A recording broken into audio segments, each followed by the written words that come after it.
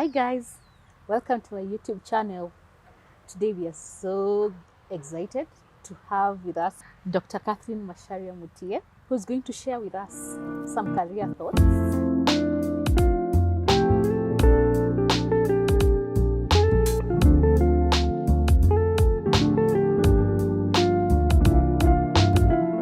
So welcome guys, karibuni sana, and Dr. Catherine, karibu sana. Thank you. You may want to tell us more about yourself. Yes. Karibu. Thank you. Thank you so much, Beatrice, and thank you for inviting me to just come and share with our listeners. I'm so happy to be here. Catherine is a mother and a wife, Lily, because that's what defines me beyond everything else. But she's also a professional. For the last 20 years, 21 years, since finishing undergraduate, and that career journey, that career path has some learnings that I thought, wow, why don't I share with somebody? Wow. Somebody who's just finishing school, someone who's just, having just finished high school, and they are thinking, well, this is not what I want to do, but it seems like this is what I'm gonna do because right. either my parents can afford it, Yes. or this is where I've been admitted, I have to go. But there's always a second option. Wow. Yeah. It's a story of hope. Yes, it is. You can pursue what you desire to do even when you have been admitted to do what may not have been. Right, Yeah? right. That's what you're telling us. Yes. What is it that you do? Maybe you can tell us more. What is it that you do in your current career? Many of us, when we were growing up, and even today I ask my daughters, so what do you want me to become? You hear the most common careers of, well, I'm a doctor, I want to be a doctor, I want to be a pilot, which are very nice careers. I don't mind them being that, but you find that there's so many other professions. And so for me, I'm a public health nutritionist. Having come from a social science background, basically anthropology, Wow. And then went on to pursue public health nutrition into up to my doctoral level. Yeah. And so my day-to-day work, I'm more thinking about data at the population level. What does nutrition data say? How does it influence policy? Yes. And knowing very well countries like ours, Kenya, being in a middle income country, Yeah. we having this divide, between the rich And the poor. and those who have too much, and Yes. then we have another extreme. Yeah. And I think many of us have seen probably pictures coming out of the north, our children wasted. But how can we get then interventions, data that can inform policy on the nutrition from the nutrition perspective, but also, just in programming. And so my career and my profession has been on that. Of course, coming from a social science background, it was quite a curve and a shift. You talked of anthropology. Yes. Arts anthropology. Bachelor of Arts Anthropology. To public health nutrition. To public health nutrition. So again, I had to relearn a few things. I had to learn a few things in my graduate level. But that's my joy. That's my passion. That's why I had always wanted to be. Wow. Actually, just before I went to do anthropology, I had thought of, wow, I would want to do food science. Or B.Ed home science. Home economics. Home economics. Yes. And for some reason, those things didn't come along. Only to find myself in graduate school, and I'm in the School of Food Science and Nutrition. Wow. And I'm like, okay, here I am. Wow. So that's me in a nutshell, public health nutrition, but also doing a lot of work in research, but also in project management. Wow. Yes. That sounds a very interesting area. It's because every day of our lives is touched by nutrition. And maybe what motivates you to do what you do in your current placement? Right. Interesting. And maybe actually my motivation started way before. Yeah.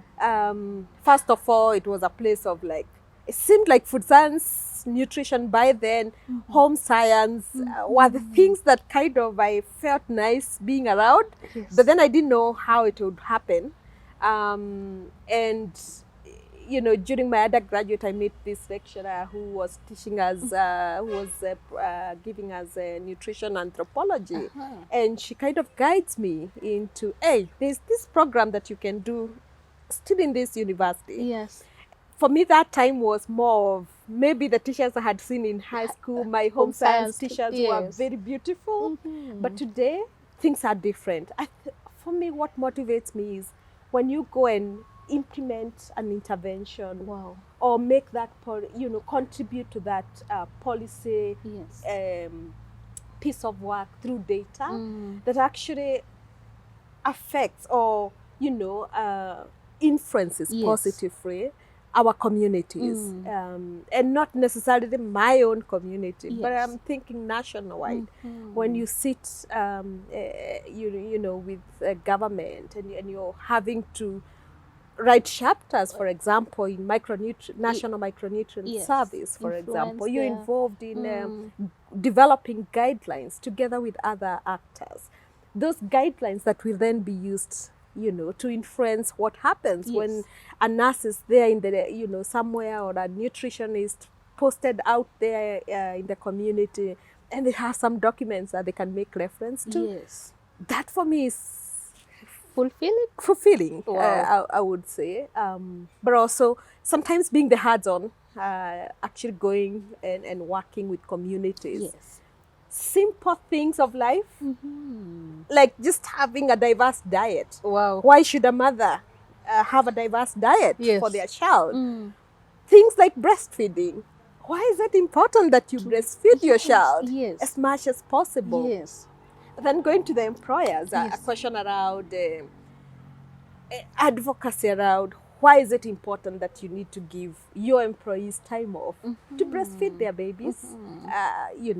It's those what you call simple things of Yes. life, Yes. or what you would call the usual things that actually motivates me Wow. when I get to be part of them and influence change. I can imagine. Yes. At the end of the day, the fulfillment that you get from the job, it Right. gives you even the greater zeal to keep pushing things. Yes, and of course the personal ambitions also of being more influential in the Yes. sector. Wow, Yes. it's amazing. Someone is listening and they're wondering.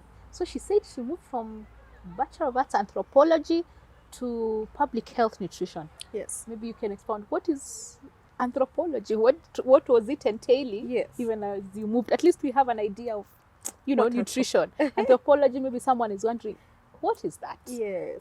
A joke was always made when people heard we were doing anthropology, they thought we were doing something to do with anthropods, which is very different, Yeah. because anthropology is basically the study, you're studying man and his culture. Yes. And this could include things to do with what they eat, why they eat what they eat, the economics around why people behave the way they behave. Yes. I mean, like an anthropologist will come and study all around groups, Wow. and want to explain that from a cultural perspective. Right. Yes, why would one be eating snails and the other one not? It's cultural. Wow. And Wow. when you go to nutrition anthropology, those are the things you'd be probably thinking about. Right. You'll be doing a lot of observations, but also Yes. you can also go to side of politics, political anthropology. I think in Interesting. Kenya today there's a lot of politics as we go to election Yes, year. yes. You have political anthropologists Yes. doing commentaries, being the Yes. administrators, for example. Yes.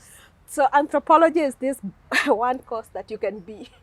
It's a jack of all trades. Wow. So you then have to really know what's your passion out of that. Out of that. Yes, but it's basically the study of man and the culture, his Around culture. them. Yes. Oh, that's amazing. Right. So some of us, I think you have answered that question even to me. Yes. Because for me, I may have thought we have the Homo sapiens. Yes, Homo sapiens. And sure enough, those who do physical anthropology, Yes. there could be people who actually end up working with museums, for example. Right. But those who do medical anthropology, they would be involved with things to do with the, in the health sector. Yes. So it again depends with the socialization Yes. and how you grow. So in essence, what we're saying, probably the first degree may not define you very Right. well, Right. because it depends with where you get then to land. You're right. In my case, it was about food and about people. And Why about do they people. eat? So it was nutrition anthropology. Yes. And so here there was an opportunity to now do applied nutrition. Yes. So what is applied nutrition? Basically, it's really about what people eat, why they eat, data around it, how do you inform Yes. policy. But of course, you find yourself having a deep dive because at some point you might need a bit of biochemistry, you Yes. need a bit of statistics to get yourself to be relevant in the sector. So the transition for me was great, coming from mainly, you know, where you're doing just reading books and maybe not so much of practical Yes. work. And now having to sit, including going to the laboratory to Yes, collect yes. you know, samples. Yes. For example, samples for research that would help us to know a little bit about micronutrient status. Are you having a deficiency in iron? Are you having a deficiency in vitamin A? Wow. Now that requires somebody. You're right. I may not be the one to do the actual collection of the sample, but I know the science, a little bit of the science around that. So for me, you might see me feeding children some orange fresh sweet potato. Yes. And that's where we'll be happy, you know, randomizing them and getting them to be eating whatever intervention we have provided. So Right. what you see me doing is feeding the children the sweet potato. Wow. In case of my doctorate, we were working with grain amaranth Yes. and thinking about iron. But somebody else will come and support me in that, you know, collection of samples. Yes. But when the analysis is done, I'll have the data. I can So I'll need imagine. to be able to tell the story from that data. Wow. So, yes. Wow. Thank you for, you know, bringing us into your life and sharing a bit of even your work in the past Right. about my grain amaranth. You Yes, said it. Well, it's amazing. Maybe you can tell us some of the key moments in your career journey Right. that have impacted you into doing the things you do, and especially as a woman in that industry. Paint to us a picture of that. Yes. Yeah. And Lily, I want to say thank you for those women that have stepped on their shoulders to be where I am. It's and not just women. Actually, there are also men that have stepped on their shoulders to be where I am, because that transition again, right, from transitioning from anthropology to nutrition, a woman was involved. Wow. I get to the nutrition department and I find this nutritionist who has an anthropology, sociology. Oh, nice. You know, she has an interest in anthropology and sociology, and I stepped on her, you know, on her shoulders. And I meet another one who is in biochemistry, who I stepped on his shoulders. Wow. And so, Lily, some of those career moments, or some of those moments that have been a bit quite impactful. Yes. It's leading my transition from the first degree to the my graduate school. yes. One, because I was given an opportunity. Yeah. In fact, you will know that, you might know, my story was very interesting. By the time, you know, I was graduating, I was already doing my graduate studies. And because somebody allowed me to get that opportunity. Yeah. And then, so that was momentous, because all of a sudden you're like, wow. First of all, in your family, you're like the first one having a degree. I'm happy today we have several of my family members with degrees. By that time you were the first. But that time I was the first. Yes. And now here I was, even going to graduate school. Yeah. It was a moment of, to be happy about. Yes. But then it was even crowned with a scholarship. Wow. So For again, the graduate school? for my graduate school, during my master's, Yeah. I got a scholarship from the university, fully paid scholarship. Yes. What I'm always very cognizant about scholarships is somebody has given their resources to help someone else or to enable someone else excel. Yeah. And I got my master's scholarship. And of course, that was another great thing. But I think that story of scholarships, Yes. came up. And I think that's why I kept saying, thinking about career thoughts, like we are Yes, having, yes. stepping on other people's shoulders. Yeah, right. It didn't stop with my master's. Mm-hmm. Somebody else gave me a scholarship To to proceed do to the my next PhD. level. Wow. And not just in my country here Yeah. in Kenya, but actually to travel the world. Wow. Going to do my PhD in a different country. But also within that, organizations that gave their money to enable me to attend conferences. You know, you look at those moments. So there are Yes. many.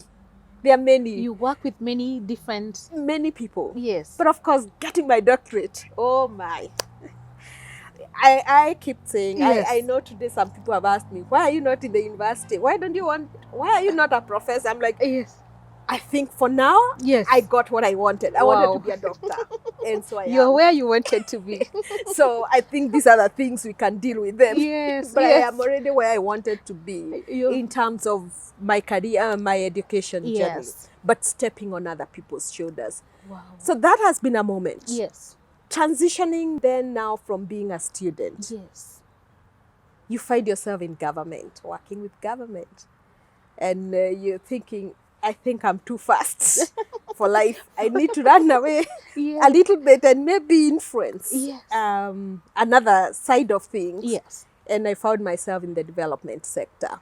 In between, a lot of work also with the academia. And so there have been shifts. There have been shifts that have been momentous in themselves just because of the way they have come. Yeah. And, you know, like helping me to get myself Yes. up, Yes. you know, as I go. Wow. Yeah. I like the way you've said it, that you're enjoying where you are. You know, you're glorying in your present. And it's amazing. And, you know, some of our viewers out there, they're looking at you and thinking, so how can I get those scholarships she's talking about? How am I able to transition from this course that I'm in, that I got admitted to, and it's not my passion, it's nothing. What are the opportunities out there? Maybe you can share with our viewers. Yeah. Thank you very much. You know, when I think about opportunities that exist, you need to excel in where you are in the first instance. Thinking about if it's those scholarships, for example, well, I may want to concentrate a little more on the higher education side of things. So if you're getting a scholarship from undergraduates to do your master's, you need to have a minimum, you know, you need a second upper depending on the grade you're doing, the system that you're using, or some particular points depending on the system. Yeah. So in essence, somebody, wherever you are, you need to be excellent, and you need to excel in that space, because as you excel in that space where you are at this moment, then opportunities might find you, you know, and people might start noticing you and open up doors for you. And goes back to now, who knows how you're excelling. And so, because some of these scholarships are not just out here waiting. It is research projects that come along, they are time-bound, and the professors or whoever is leading that research wants a student for that particular piece of work. Who will they go for? They will go for that person who is excelling in whatever they are doing. But also the question around when you're in that space, when you're doing whatever you're doing, what else do you need to do? And I keep saying, people, young people, or whoever you are today, I think you have very little excuse of why you cannot find opportunities. Why? Because Google is around here. You don't imagine what was happening before Google came. To, you know, that you can explore. Maybe the guidance you will need is, where do I even find that information in all that, you know, that space. And so it will go around to your passion, because as you follow your passion, you start to see what are the directions I can take. Pathways will not be obvious for everybody. And so you have to be intentional. What drives me? And you start looking for that information. There's quite a lot of websites, you know, scholarships that could be available. Of course, we also know that there is a limitation of age at some Yes, point. yes. So when you're young, please take advantage of being young Right, right. to get those scholarships. Yes. Because after 35, they'll start telling you, oh, this scholarship only goes to those people who are 35 years and below, you know, Right. or unless now you find yourself in an institution that is just supporting that. Right. But that's one place. I think there is quite some lots of information Right. on On the you know, on the internet. internet, but also getting to know who are these people who give scholarships. Yes. There are a lot of bilateral government to government scholarships that Yes. come Yes. through, you know, for example, different countries. Germany will give DAD Right. scholarships. Right. And they have different types of scholarships. There are Yes. those for people who are already employed. There are those available for people who are not necessarily employed. Yes. Again, countries like the UK, you know, you'll also get scholarships from the World Bank and among others. Among others, yes. But also visas that allow you probably to go and work Right. after you study. But in short, what you're saying is that excel in your area. Yeah. And excellence doesn't just mean the day-to-day work. It's Yes. actually looking for what information exists that Yes. can grow my area. I see. And of course, if you want to shift, then you start looking for that information. Start to getting to know Yes. those guys in that field that you want to go. What is it they are doing? Where are they located? Now, that information, you'll either have to get it from people, so you have to look for the right people, Right. or sometimes you just sit behind your laptop. Don't just go to Facebook and social media. Go for look for useful information that can make you get there. Getting the right connections with people in research, because they Destiny might helpers. kind of help us or Yes. help you Yes. to be able to know where those scholarships exist. Right. So don't just sit in your office and imagine a scholarship will come. Right. Get the right connections, go to the universities where the lecturers are or the academic guys are. Yes. Go to the research institutions where those scholarships may be in, because scholarships is about school. Right. So you have to be in the right place. But if it's a career change, then what else do you need to do? Just thinking of career. Today there are so many free online courses. Yes.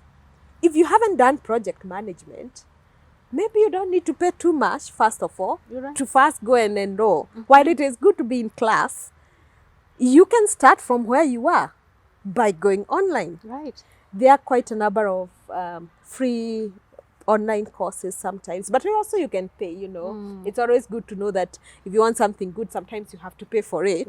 Right. You might opt to pay for an online course. Right. But yes, you can start somewhere. And thinking about somebody who is just in the undergraduate, Right. don't just sit there and think that you have your degree. Yes. Broaden yourself by doing those available short courses. Right. That could, you know, make your course even much stronger. Right. So that even when you're going to look for a scholarship or you're going to look for a job, then Right. you're much more, you know, your CV, so to speak, is heavier. Yeah. Right. It's And the rich in person content. who Yes. just did a degree and sat. And just that. So take advantage of data that is Right. available Right. at this moment in time. Right. Yes, yes. So you got to be proactive, like you told us. Right. Guys, we need to be proactive so that we're able to take on to those opportunities that are around us in the internet, everywhere we are at. Yeah. And make the right And make networks. the right networks. A friend of mine came and talked about sponsors. You know, those people who you step on their shoulders so that you rise up. Yeah. You need to identify those people that you will help you Yes. know where the opportunities are. Exactly. Thank you, Dr. Catherine, for sharing with us. Thank you also for encouraging that undergraduate student who may be wondering where to get scholarships from. Maybe you can give us a parting shot. Opportunities exist, but be excellent in where you are. Be it in school, be it in that course you're still thinking you need to move out. Yeah. Be excellent in the meantime. But also when you finally get that opportunity to work somewhere, give your best, because as you do what you need to do in those places, then somebody might notice you. And most importantly, God will notice you Wow. and He will lift you up. So, Right. yes. Excellence, my people. Thank you for joining us today. We are really glad. And we hope that you can get another opportunities to come and share with us where exactly those scholarships people can pursue Apply. them. Right. Yeah. So meanwhile, guys, if you have any questions, please leave them at the comment section. I'm sure this is just a journey that we have begun. Right. And like you have said, I'll be looking forward to come and provide some specifics probably on opportunities that might exist. Yeah. It's been a joy you hosting me. Right. Yeah, and you're looking very beautiful, by the way. Thank you. I love your top. Thank you. Thank you. Yeah. This wonderful top is by Kami Fashion. Their contacts are here. Yeah. So thank you guys for joining us for today's show. Please like the video, leave your comments, and subscribe. See Bye, you. guys. See you. Bye. Bye.